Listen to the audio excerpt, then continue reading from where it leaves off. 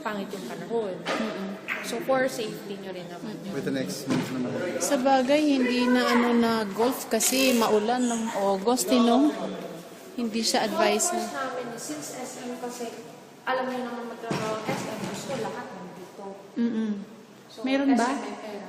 Next year pa po yung golf course namin. Kasi sayang. kailangan ma-sold out lahat ng condo units. Kasi yun yung priority natin, ma'am. Magkano yung 550? Yes, nasa Yung 550? Membership. membership lang yun, ma'am. Pero kung kukuha ng unit, magkano yung unit? Depende lang kasi yung one bedroom namin nasa 3.9 million. Kasama na membership doon.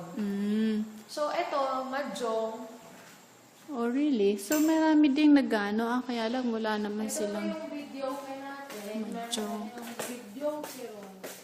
Oh. Yan. So, lahat dito video kay. Video okay room.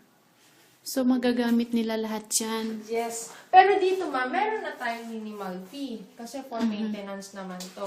Like, for example, yung sa bowling, 100 per hour. Okay. Ganon. So, kasi for maintenance naman yun. Alright.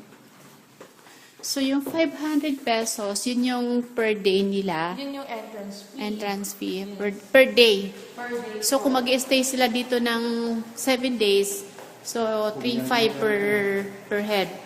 How about yung kids? So, ganun din ba? Half the price. As of 200. 3 years old below.